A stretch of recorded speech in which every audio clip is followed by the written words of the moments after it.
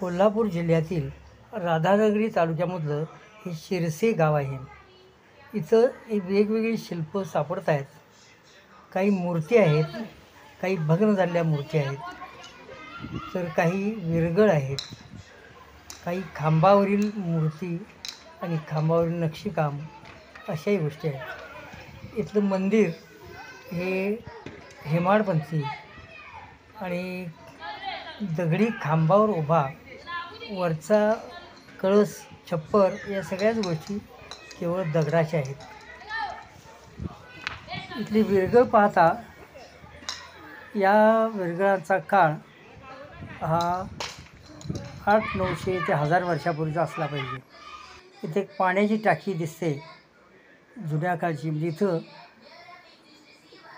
घाटावर आल्यानंतर काही काळ विश्रांती घेऊन पाणी पिण्यासाठी सोय केलेली दिसते. विरगळ आहेत, पण इथं सतीगळ सापडत नाहीत किंवा गधेगळी नाही. आता त्या गोष्टी सापडत नाहीत, पण ज्या सापडल्यात त्यावरून आपल्याला असं म्हणता येतं की इथे सती जाण्याची प्रथा नसावी.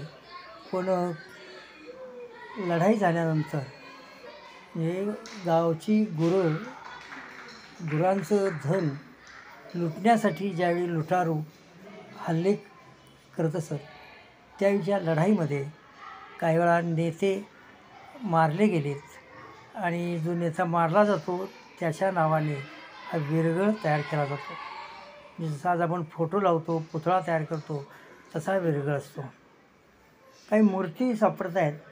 त्या मूर्ती चतुर्भुज आहेत आणि त्यांच्या हातामध्ये त्रिशूळ, परशू, फूल आणि खेटक अशा गोष्टी आढळून येतात.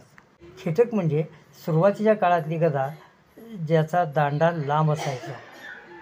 गणेश ही चतुर्भुज आहे. ही शिल्पे पाहता 1000 वर्षापूर्वी हे गाव इथे अस्तित्वात होतं हे दिसून येते. त्यावेळच्या देवता सर्व शैवपंथी आहेत. म्हणजे इथं अवैदिकांचा शैवपंथ नांदत होता. शिवपंचायतनापैकी महादेवाची पिंड, गणेश आणि नंदीची मूर्ती आपल्याला गणेशाच्या पोटाभोवती सर्पाकृती दिसते. गावापासून नदी केवळ 200 मीटरवरती आहे.